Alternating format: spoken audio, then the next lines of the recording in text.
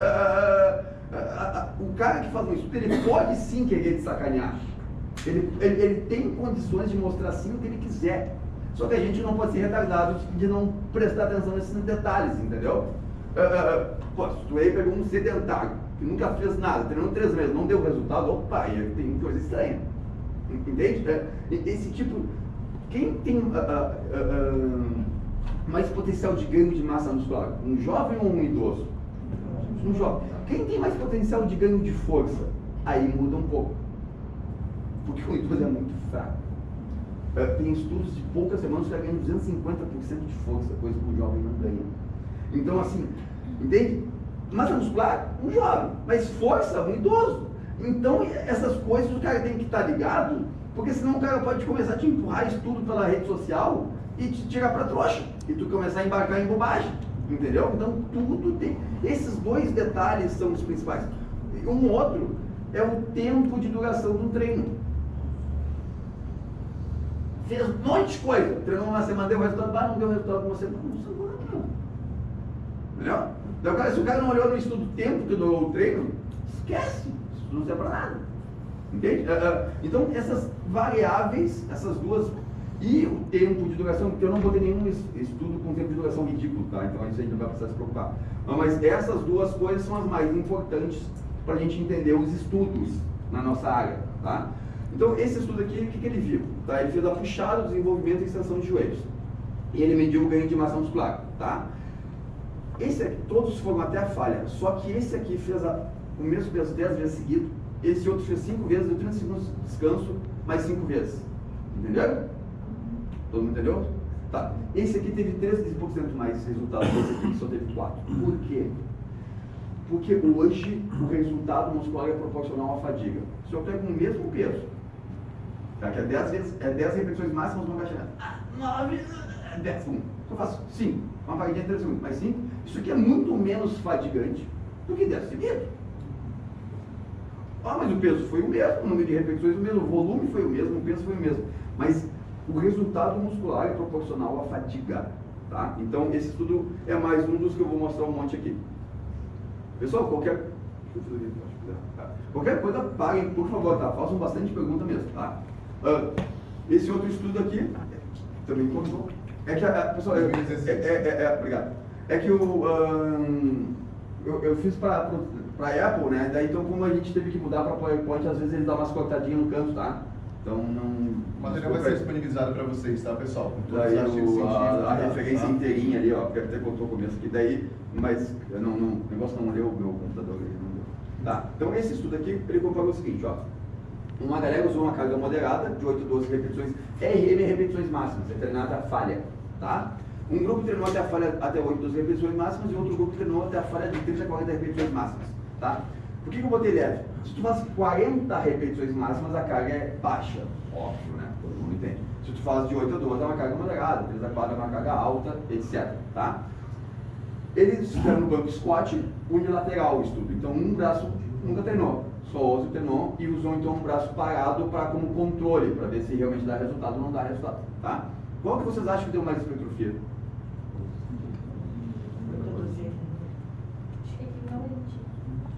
Mas, alguém falou mais alguma coisa? O pessoal está falando baixinho, não consigo. Ou eu estou surdo, não sei. Na verdade, deu a mesma hipertrofia, tá? A hipertrofia, a diferença não foi significativa. Esse é mais um estudo, esse é 2016, né? É mais um estudo mostrando, na verdade, a partir de 2015 começou a vir muito estudo nessa área, tá? Vocês vão ver vários aqui. Outro estudo, 26 jovens treinados, gente treinada tem um potencial de hipertrofia um pouco menor do que gente sedentária, né? Carga moderada de 8 a 12, carga alta de 2 a 4, 3 treinos por semana, por 8 semanas, tudo controlado, no caso é o volume total do treinamento é igual, tá? Então ninguém fez mais treino do que o outro, tá? Eles calculam a carga, vezes o número de séries, o número de dois, e o número de trabalho realizado é o mesmo, tá? E o que aconteceu? De novo, opa. Está aparecendo assim. Eu já mudei, 8 a 12. Aqui, tá. Nesse caso aqui, a hipertrofia foi um pouco diferente. Eu vinha falando para vocês que normalmente, se tu treinar até a falha, dá o mesmo resultado. Esses dois grupos treinaram até a falha, um fez de 8 a 12 e outro fez de 2 a 4 repetições até a falha. Só que o grupo que fez carga moderada de 8 a 12 teve 10,4% de hipertrofia contra 4,1% do outro. Tá? Por que isso provavelmente aconteceu, apesar de ambos treinarem até a falha? Porque quando tu treina de 2 a 4 repetições até a falha, às vezes tu teria mais potencial para dar, só que tu não consegue porque é muito peso. Então tu faz uma, duas, tu não consegue uma terceira. Falhou na segunda dentro do estudo, tá? Só que se tu tivesse reduzido meio quilo, tu faria mais uma. Tu conseguiria, então, tu tem um estresse neural elevadíssimo, mas um estresse muscular não tão grande, tá? Então, de novo, o que os estudos mostram? Resultado é fadigar o músculo, é desgastar o músculo. Só que quando tu usa uma carga muito alta, às vezes tu não desgasta tanto, quando é muito alta a carga, tá? Porque o cara para bem antes do que poderia chegar para dormir. Eu não sei se quem treina pesado alguma vez entende isso. Às vezes tu reduziria uma coisinha, alguém dá um tapinha, tu faz mais uma. Mas nesse caso não tem tapinha, então tu não faz. Então acaba que o teu desgaste fica um pouco menor, tá? Outro estudo aqui, ó, com mulheres, 20 mulheres atletas, então são bem treinadas, 5 a 7 repetições com carga alta, então ó, 5 a 7 repetições com uma carga relativamente alta. O outro grupo fez 2 séries, metade das séries, mas fez o dobro de repetições, então também equalizaram o volume, tá? E carga moderada. O mesmo volume de treino, então, e a hipertrofia foi a mesma de novo, tá? Então, quando tu passa ali, aquele outro estudo de 2 a 4 repetições, quando tu passa um pouquinho, tu vai para 5 a 7, tu já tem apesar da carga ser bastante alta, tu já tem um desgaste muscular interessante, onde tu consegue, mesmo trabalhando com um número maior de repetições, tu tem o mesmo resultado hipertrófico, tá? Continuando aqui. Esse estudo é um estudo bastante interessante, tá? Com mulheres jovens, elas treinadas também.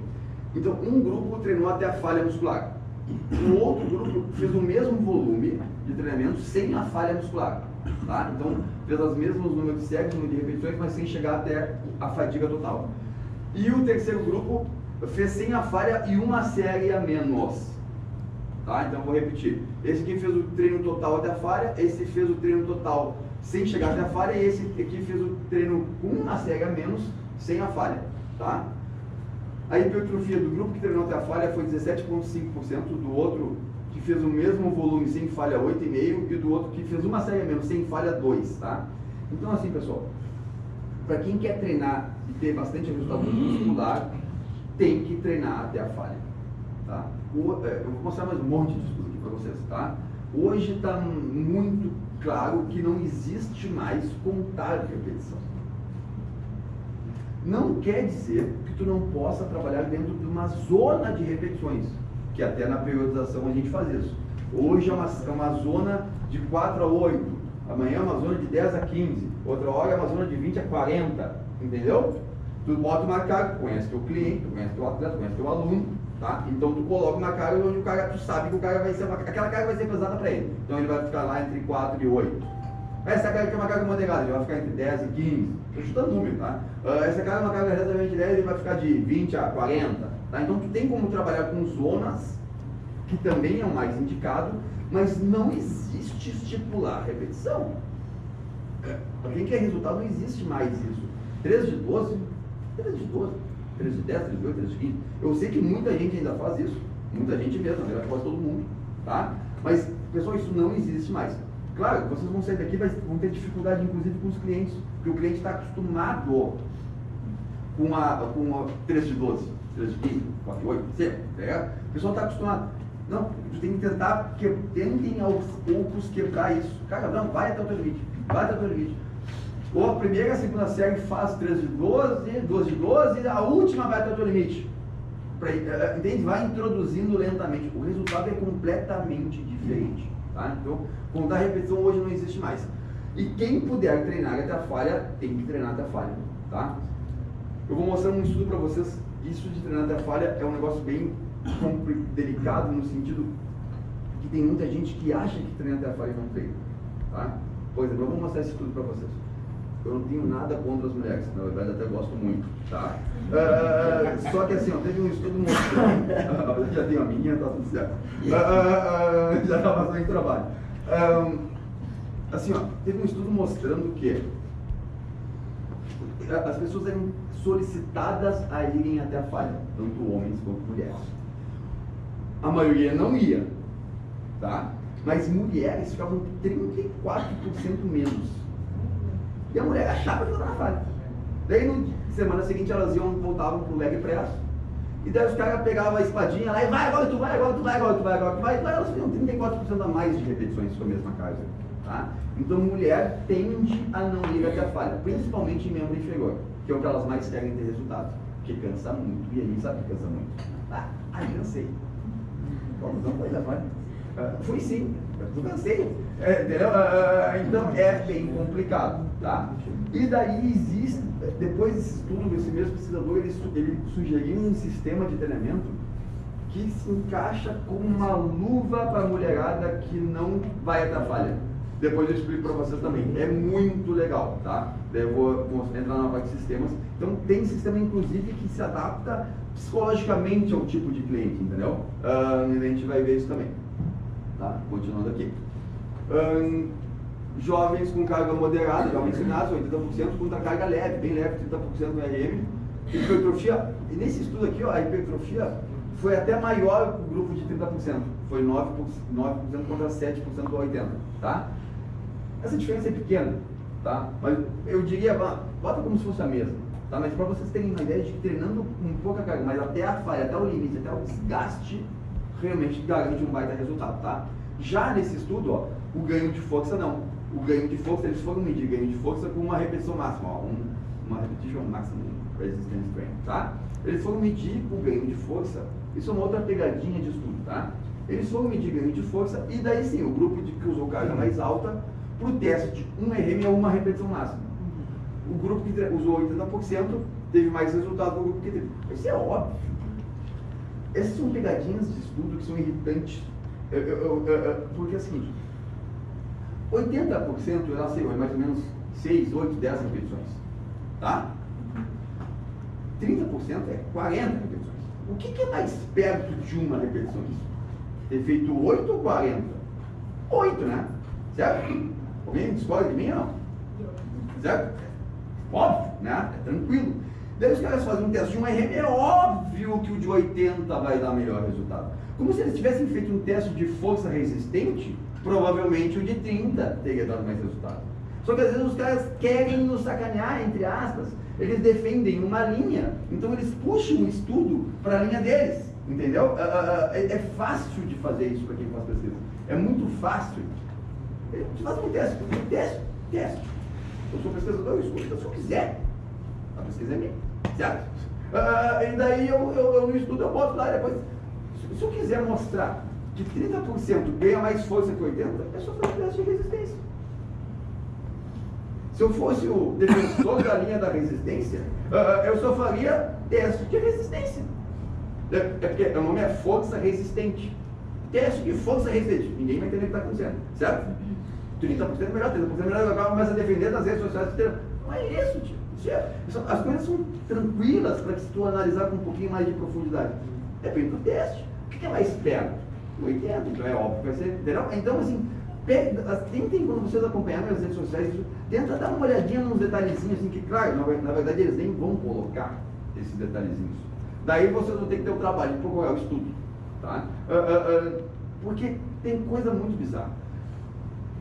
Esses tempos, tem um negócio tão bizarro. Eu nunca entro na rede social de ninguém para falar nada, tá? Eu boto na minha. Mas tem um cara, eu acho que o cara mais conhecido nessa parte de prescrição de treinamento. O cara fez um negócio assim. Primeiro, eu não sou contra o cara, tá? Até com certeza ele agrega muito à nossa profissão. Tá? Pesquisadores de forma geral agregam muito. Mas eu ainda tolero um limite de malandragem. Tá? Tipo, isso aqui dá para tolerar? O estudo é dele, faz o que ele quiser. Mas ele mentir num estudo é sacanagem. Entende? Mentir é sacanagem. Isso aqui não é sacanagem, o estudo é dele, faz o que ele quiser. Né? Mas mentir é sacanagem. Ele pegou um estudo e usou estudando que exercício isolado provocava lesão. Alguém viu esse post? Alguém leu o estudo? Eu li o estudo, tá? Eu até trouxe o estudo. E eu boto as fotos do estudo para não dizer que eu inventei também, entendeu? Cara, no estudo eles viram que tinham 2 exercícios eram potencialmente lesivos para o ombro e um exercício era potencialmente benéfico para o ombro, reduzia o risco de lesão, tá? A chamada era exercício isolado provoca lesão, tá? Não faça exercício isolado, cuide na hora de fazer, blá blá blá. Um exercício dos que provocam uma lesão era isolado, beleza. O outro exercício que provocava a lesão era multiarticular. E o exercício que curava o ombro era isolado. Cara, é bizarro, isso é sacanagem. Isso é sacanagem. Do meu ponto de vista, isso é sacanagem. Porque assim, o estudo apresenta 13, eu trouxe as fotos do estudo. Um isolado, um isolado e um multi provoca lesão. Ok. E um isolado previne lesão. O cara diz que exercício isolado provoca lesão. Não é isso que o estudo diz. Daí é sacanagem. E outra coisa, o problema não é isolado, não é múltiplo, não é nada. O problema é o exercício que pode ser feito no pilates, no yoga, na musculação, no crossfit, no lugar. Tem exercícios que são potencialmente lesivos, a gente vai ver. Tem exercícios que são potencialmente benéficos, a gente também vai ver. Isso tu pode fazer no pilates, no yoga. Então, às vezes, alguém fala mal da musculação, alguém fala mal do crossfit. Não, calma. Alguém faz crossfit aqui? Não? O crossfit, tá? Se alguém quiser dar minha opinião, alguém quer minha opinião no crossfit? Minha opinião no crossfit é o seguinte, tá? Minha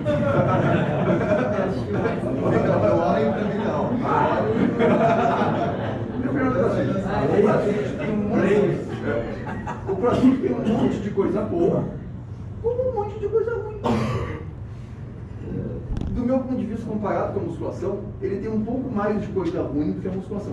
Por quê? Porque como o crossfit é um esporte, tem coisas que tu é obrigado a fazer e tu não consegue chegar. E daí os caras vão se quebrar. Então, o crossfit, na verdade, ele é muito lesivo. O potencial de lesão do crossfit é muito alto. Mas porque tem 20% dos exercícios que são potencialmente lesivos. Se eles tirassem, ia ser bom. Só que esses mesmos exercícios, eles poderiam ser feitos no pilates, poderiam ser feitos na musculação, poderiam ser feitos em outro lugar, no funcional, entendeu? Só que quando um personal é estudioso, ele não usa aquele. Quando ele não é, ele usa. Aquele personal que não é estudioso e usa os mesmos exercícios, ele vai ser tão potencialmente lesivo quanto o crossfit, né?